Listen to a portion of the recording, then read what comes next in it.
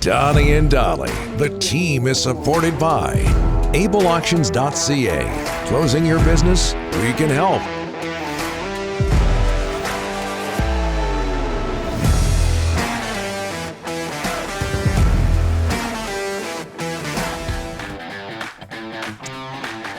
It is a Thursday, and all of our guests today are brought to you by our title sponsor, Able Auctions, ableauctions.ca. Canucks preseason action tonight at Rogers Arena against the Seattle Kraken. All sorts of talk regarding Ilya Mikheyev. We bring in Thomas Drance from The Athletic to talk about it. Thomas, how are you, sir? I know you're very busy. Well, I'm always reliable to be a third opinion on this show, so I'm glad you brought up Ilya Mikheyev. Oh, and maybe you could expand on that because Rick and I have been talking about this. What do you know when it comes to Ilya Mikheyev and his knee?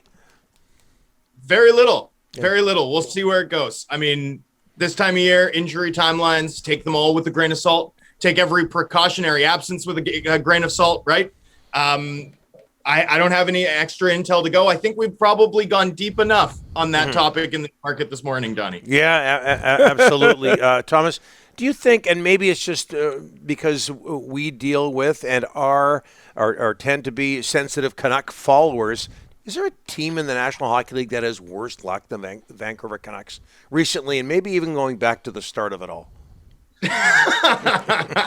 No. Like I do. I mean, no. Well, when you factor in the history, Donnie, no.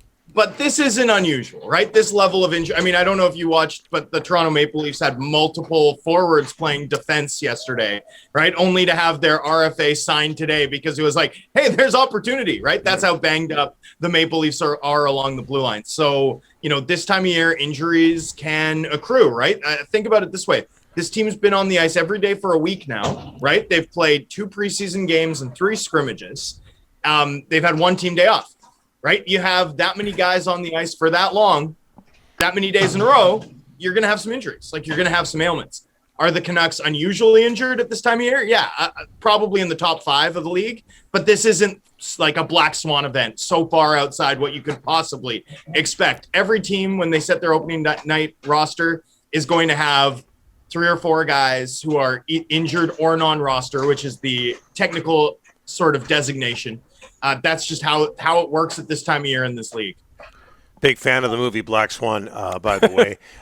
Danny DeKeyser, he played against Calgary and Vancouver with Bruce Boudreau, watching him there. Now he's in the lineup tonight, paired, we understand, with Pullman. What are the Canucks' plans for Danny DeKeyser? Well, I think they're just giving it a long look for now. I mean, Danny DeKeyser is a really experienced vet.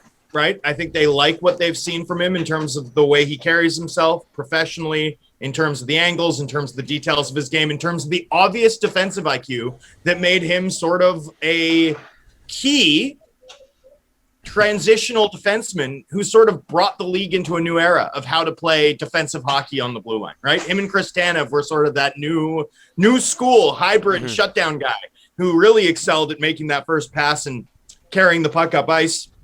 Unfortunately, back injuries over the course of the past few years have zapped his skating speed. The organization's aware of this too. He would have a contract if that weren't the case, right? They wouldn't have a chance to look at him if that weren't the case. So, I don't know that he's blown the doors off yet at training camp or in the preseason.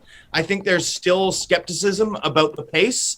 I think the organization is still being patient, keeping a keen eye on the waiver wire, evaluating performances. I think the fact, though, that he's still with the main group, the fact that he's playing again at home in front of Boudreau, the fact that Christian Wolanin is not in the main group, like that all augurs sort of well for him in terms of his spot in the pecking order at the moment. The Travis Dermott injury, right, could potentially open the door up further.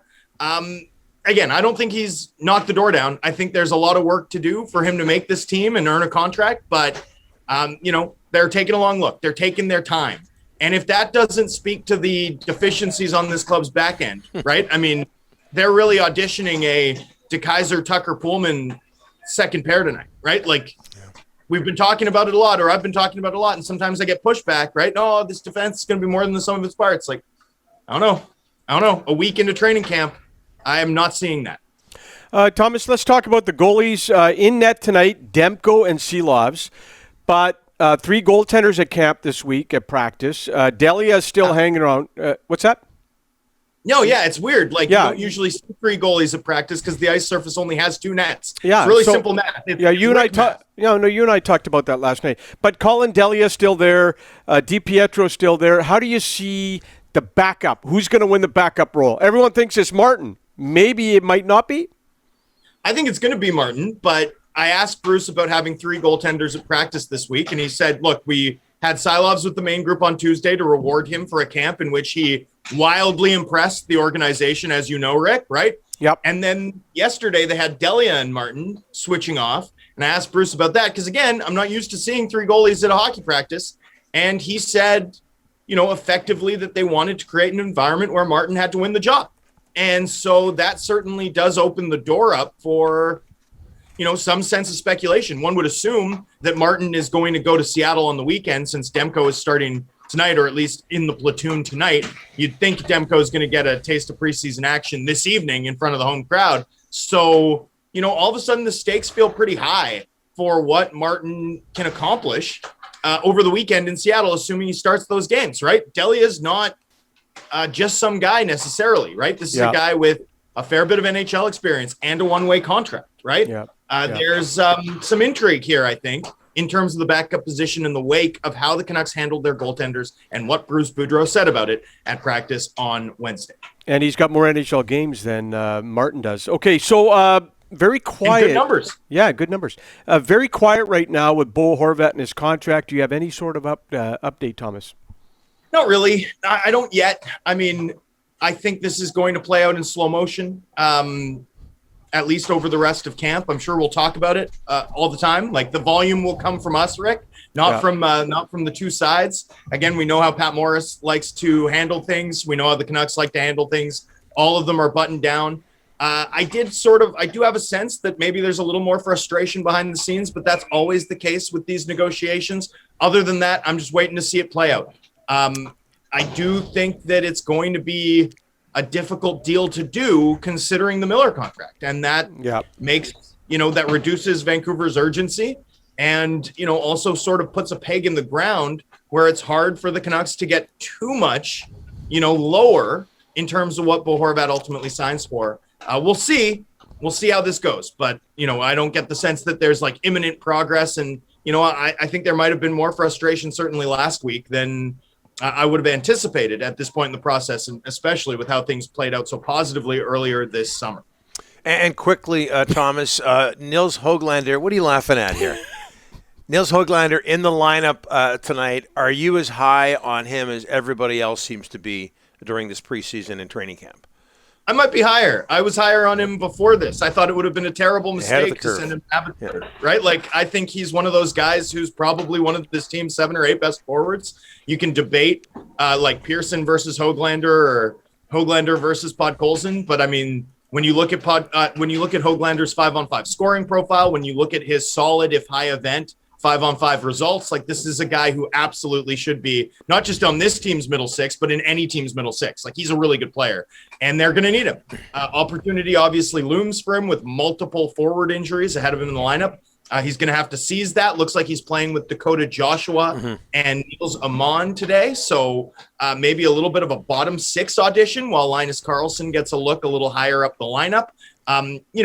I'm not looking at that as slowing the Hoglander momentum to any extent. I almost look at it as, can he carve out a different path onto this lineup, right? If Mikheyev's not out long-term, if Besser's not out long-term, can he be in this lineup as an energy forward in a bottom 6 role? That sort of feels like the chance he's getting to prove tonight. He's going to do it. He's really good. He works hard. He's got a lot of skill. Like, what's there not to like? This guy is clearly one of this team's, forget 12 best forwards. He's one of their 9 best forwards. Easily, no doubt about it. Was true before the injuries. Has to be on the team all day, every day. Would be a terrible error if he's not. And what's there not to like about Thomas Drance? I know you're busy, Thomas. Thanks so much for joining us. Only the takes. Thanks, my friend. And the laugh. Cheers, boys. Yeah, there you go. Yeah.